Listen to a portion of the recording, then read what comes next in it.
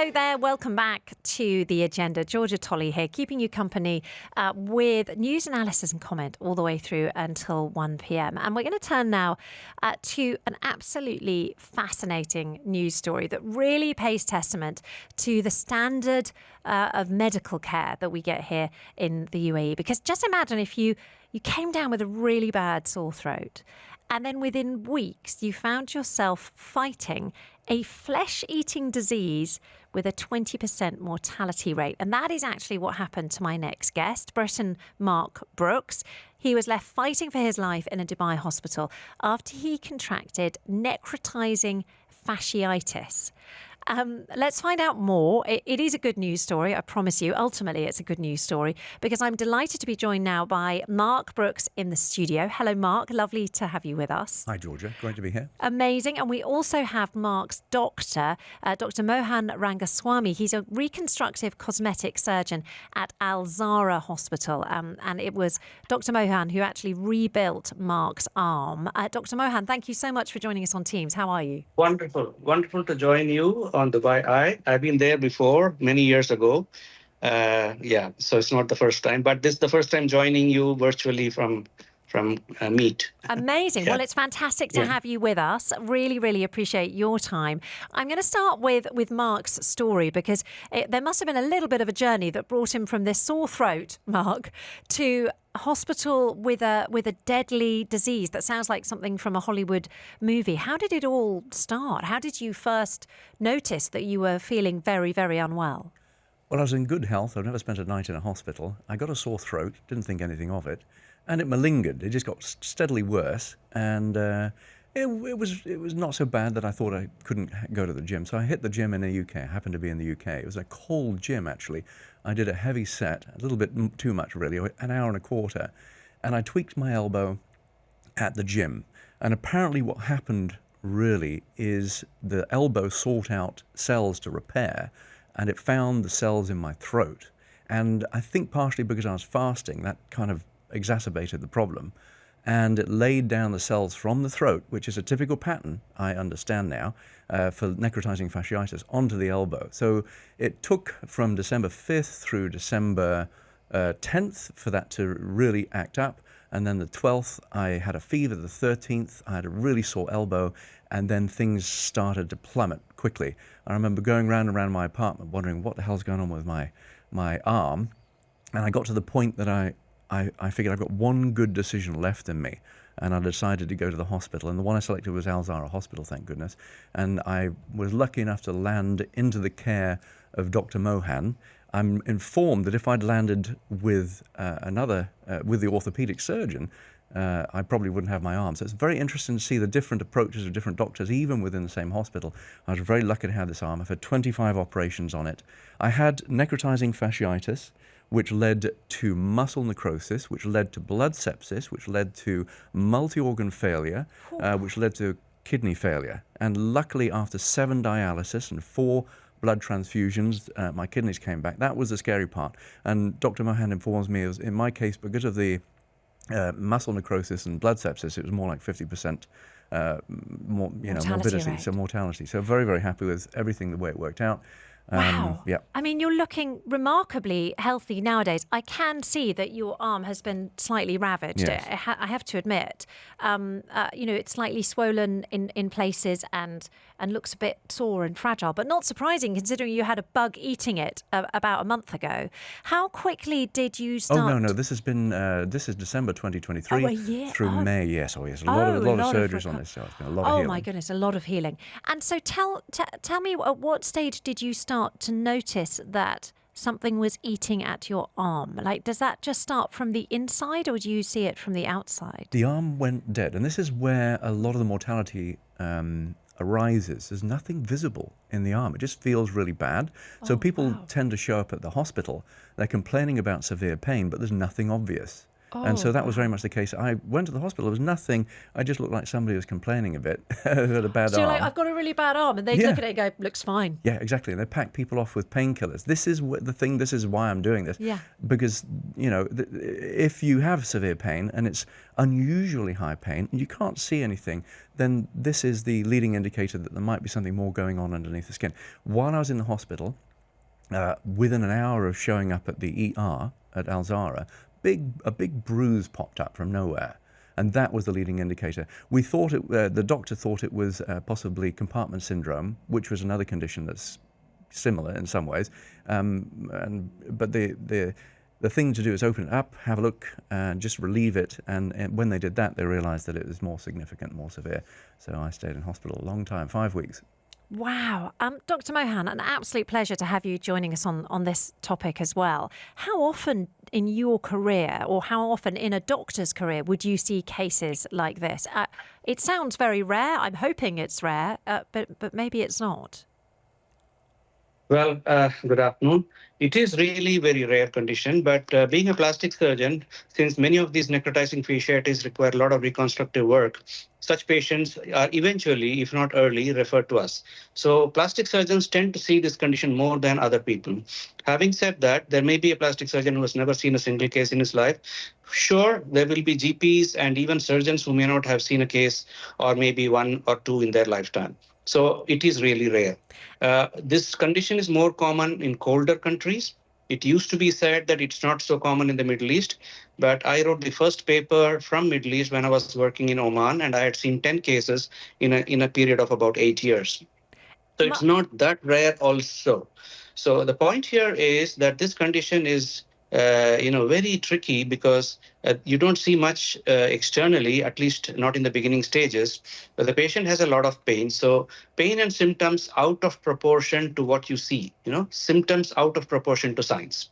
So what I would like to give a message out there is if there's somebody that comes in and has, is running a fast pulse, careful examination shows that there's something serious going on, but then there is nothing to be seen on the outside and he has a lot of pain, then we might consider this condition. Now, classically, this is preceded by a sore throat because the streptococcus bacteria that gives you the sore throat suddenly acquires a lot of virulence. Strep throat is everywhere, and not that everybody gets necrotizing fasciitis, but occasionally the streptococcus becomes a superbug, and then it's circulating in the blood. And if there is some area where there's an injury, like in Mark's case, there was a little bruise in the elbow, and these bacteria settle down there comfortably and then start growing and attacking the deeper tissues first. So nothing shows on the skin, but the fascia is being killed. Fascia is the layer below the skin, right? So the fascia goes on dying, and that's why it's called necrotizing fasciitis. And after a few hours, you would see that the skin also shows something like a bruise. So classical story is patient comes to the ER, doesn't have much to show for it. They give him some painkillers, go home. 6 hours later, he comes back to the ER in extreme condition with all systems shut down. My So this is a goodness. classical scenario that happens. So in Mark's case, it was a bit more severe because not only the fascia was dead, many muscles were dead, and even his bone got exposed because I had to take out all these dead muscles. The thing is, what saves these people's lives is aggressive surgery done early, and you have to be brave. You have to basically remove all the dead stuff and go back 24 hours later for what's called a second look operation Oh. and mop up whatever else may be dead. And you have to keep one step ahead of the disease. And then a point comes when the disease reverses. You are now the upper hand. I, So that's how the strategy has to be multi-pronged, and very aggressive strategy is required if you have to save lives. Aggressive surgery done early versus delayed surgery, there's a huge difference in the mortality.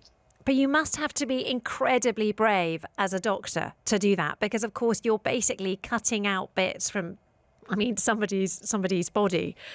You can tell that I'm finding this story it's having an emotional impact on me. I'm not very good at. I'm a little bit squeamish, so it's a bit of a challenge for me. But far more than for Mark, who actually had to go through it.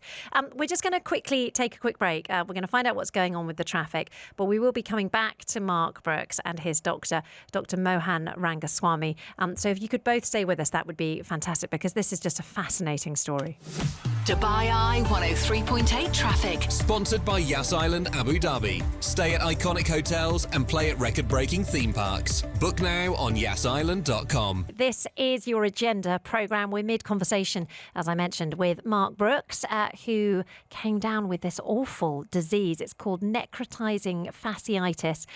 But he was remarkably cured and his life was saved by Dr. Mohan Rangaswami, who's a reconstructive cosmetic surgeon at Zahra, who rebuilt and continues to rebuild his arm.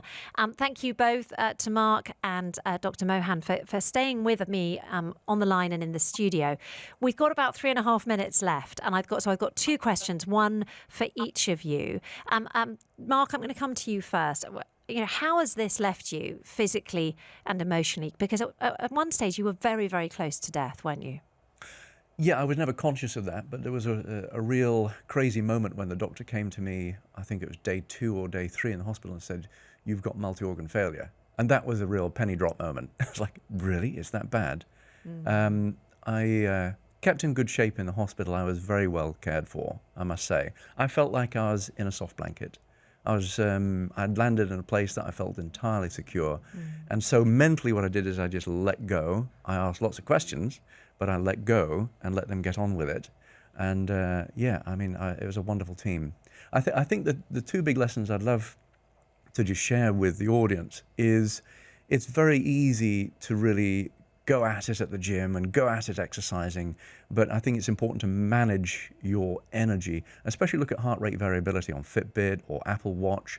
If I'd looked at heart rate variability, it would have probably told me, take it easy. This is a take it easy day and you've probably got a bug in you. I've noticed that you can tell from HRV when it dips, that's a good time to take it easy because you may have a bug in you, you may just be depleted, but that's one big lesson, don't overdo it. And the other thing is get decent insurance. I mean, I had catastrophic insurance. It's $500,000 in on this arm now. Oh, so wow. I'm about $40,000 out of pocket, but it's about $450,000 total. So, so insure what you cannot afford and make sure you've got catastrophic insurance. And pick a doctor that will save your life, because Dr. Mohan Rangaswami, who's also joining us on the line now, is this one of the hardest cases that you've seen, Dr. Mohan?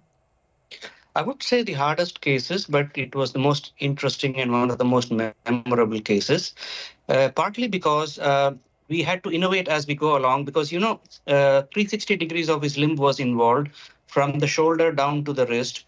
So even positioning him was a challenge because there was no place where you could grip, you see, because it was all raw. And then we had to innovate as we go along, right from positioning to how to go about the simple jobs and all that. And the other thing was because his bone and nerves and blood vessels were all exposed. And at that moment in time, there was no flap or graft that I could cover it with. I had to come up with an innovative solution using fat graft. Now, this is something which I accidentally discovered in 2017-18. It has been published as the world's first paper on the use of fat graft for regenerative purposes. So we put that into application in Mark's case. And I was very pleased that 3 times that I did it, my technique was validated every time, that the fat converted itself into tissue that could cover his bone, that could cover his blood vessels and nerves. And that, I think, played a very, very important part in salvaging the limb. The rest of it was standard reconstructive procedures. I love the one thing that I want to place on record here is the team effort. It's not just me. It's a whole lot of people, anesthetists, the nurses, the ICU team, everybody was on board. And without a good team, such procedures are not possible.